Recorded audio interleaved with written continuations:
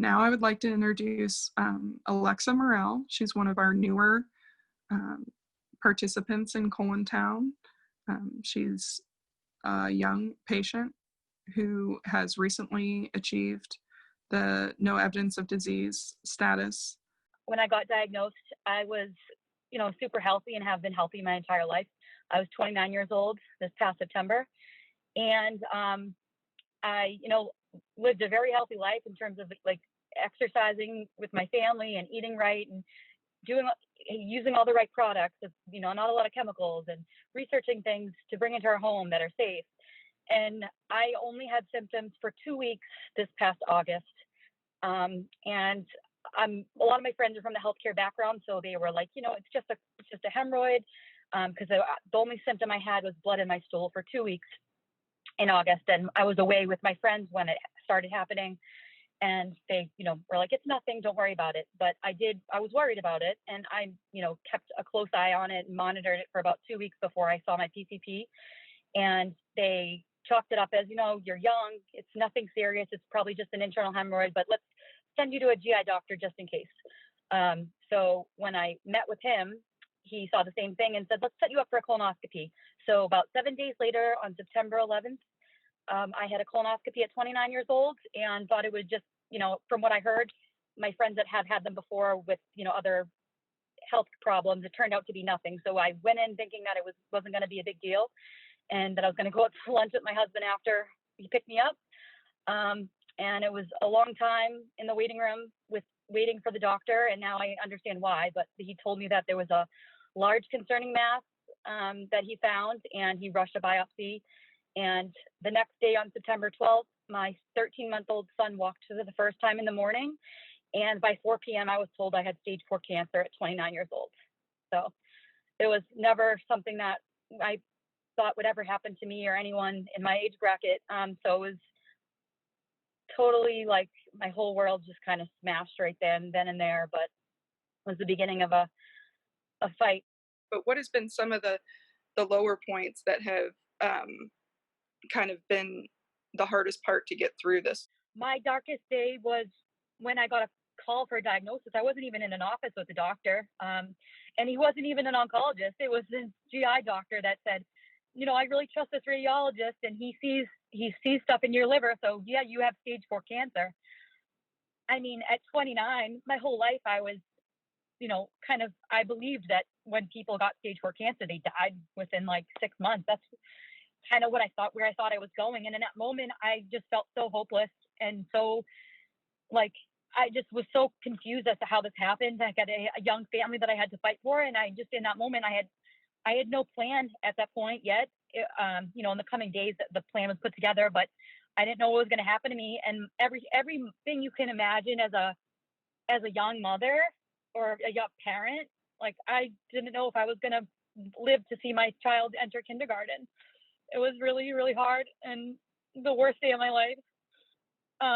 But every day from that point on, I continued to get good news. Like I landed an amazing oncologist at Dana-Farber and an incredible medical team of surgeons at MGH. And they just gave me so much hope that, I was going to live a long, normal life and that we were going for the cure here.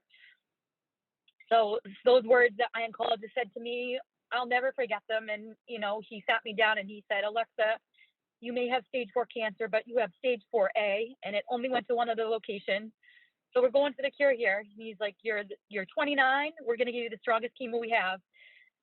So I was so happy that I had that second opinion, because my original oncologist wanted to put me on something of a lesser, dose or regimen. And when my second opinion at Dana-Farber told me that we're going on FOLFOX theory, and I read up a lot on it and how strong it was, I just felt so confident that we're going to push through and we're going to get through this. So it was just like so hopeful in the days that followed that horrible day. But I would say that's definitely my darkest day that I had throughout my entire battle. What is one thing that you hope to accomplish in the future that you have not yet been able to get to as you recover? Is there a goal you have in mind? So I kind of have two different buckets. One, with my family, of course, like my goal is to just live a long, healthy life with them, and to have a normal, happy life that we did, prior to September 2019. On the other side of it, just spreading awareness is so important to me. I've had 2 really quick bouts of being on the news throughout my cancer journey, and it was just really awesome just to share, what I've been through, and then being so very active on social media with Instagram. I found so many, like I know Howard mentioned, I think he called them cancer whisperers. I found my angels online that have really helped me through it all. And in doing so and sharing my own battle, I've had so many people reach out to me saying that I've helped them in some small way just by sharing, the good, the bad, and the ugly. And I want to continue to do that to help people who are newly diagnosed. And I find so much joy in people messaging me every single day, asking me, what my symptoms were, how'd you get through it? Just the simple questions that we all, ask each other, and, things that we see in COLONTOWN. Something that's really big on my vision board, and I really want to start trying to fight for this come fall, is I just feel like parts of their healthcare system, especially with PCPs, it fails so many in the beginning. I mean, I was given a badge of great health months before my diagnosis from my PCP. I had cancer the whole time I was pregnant with my son, went completely undiagnosed, even with all the blood work and the ultrasounds and everything. So I just really want to fight for colonoscopies at a younger age. And if that's not going to get passed by, Massachusetts, the State House, at least some more blood work that can be done when we see our, go for our annual physical, because it wasn't until recently that I was made aware that it really just catches things like anemia and blood cancer. But unless you're doing a full blood panel, like, you miss so much of the story. I had a whole metabolic panel, and my liver, with all the cancer it had, was perfectly operating just normal. So I think that fighting for screening and, just making people aware of this disease happening to younger population is so very important. And that's definitely what I'm going to fight for. It's just necessary in order to reduce the number of stage 4 patients, and to increase the number of stage 4 patients who can get to NED. We have to have change. I know, for my story, I went to the doctor over and over again with issues. And I had a GI specialist 5 years before I was diagnosed who did every test in the book except a colonoscopy. And he showed up at my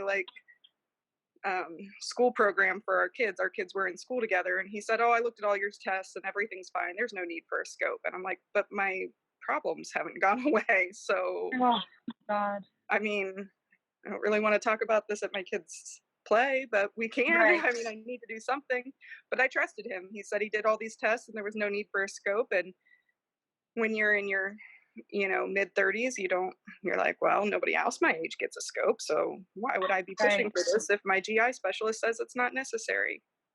And I continued to go to doctors and complain about pain and complain about fatigue and all kinds of issues, and they just blamed it on stress. I was recently divorced, single mom with 3 kids. I was on the I live in a socioeconomic difficult area of Appalachia where jobs are hard to come by and keep. And I'd just gotten laid off the week before I was diagnosed. So I had put off the scope in that 6 months because I was trying to keep my job. People shouldn't have to choose between keeping their jobs and getting the screenings they need. I know on a Wednesday I was running around with a summer camp with kids. I was running and chasing kids all over the place, 100 kids all over a parking lot. We were playing games, and the next day I woke up and I had so much fatigue and so much abdominal pain. I ended up in the ER, and they did a CT which revealed 13 mets on my liver and darkening on my colon. So I spent a month in the hospital, and a lot of people didn't think I would even get out of the hospital. I was alone when the ER doc came in. I'd asked the nurse, I said, I blew it off like the health professionals had done to me for so long. When the nurse came in to check on me, I said, "I'm sure it's fine. I'm probably just like constipated or something silly like that." She goes, "No, honey, you're really sick." I live in Appalachia, so it was, "Oh, honey, you're really sick." And then the doctor came in, and I was by myself because I'm a single mom and I don't live near family. I'm a very private, quiet person until this happened. But The ER doctor came in and said, uh, no, you need to be admitted. It looks like, your cancer antigen level is near 100, and you have all these spots on your liver, and it looks like stage 4 colorectal cancer. And for me, I was like, my mom also had cancer at a young age, but she had breast cancer. So I was all about getting mammograms from the time I was 20. Never occurred to me that I needed to be checked. I was talking the wrong end. um, and the fact that it got so bad before I was diagnosed just makes it clear that we have to do better. We have to do the best way that we can help encourage and get people to no evidence of disease status is to not get to stage 4. And if we can get these screenings done, that'll make a huge difference. I will just say that, like, what really got me through everything was just the support of my friends and family and my loved ones, and the amazing support from Dana Farber and MGH. And I just knew that I had to get through this for my young family, and I refused to believe anything other than getting to NED. I kept myself really busy. I tried to eat as healthy as I could. I tried to continue to exercise. I worked full time throughout my whole diagnosis, throughout, chemo and surgeries and everything. I think it helped me. Some people, I totally understand, like, needing time off. But it just gave me such a good outlet to pour myself into, and to just kind of, for the day, forget what was going on with me, and then, resume my sad feelings at nighttime.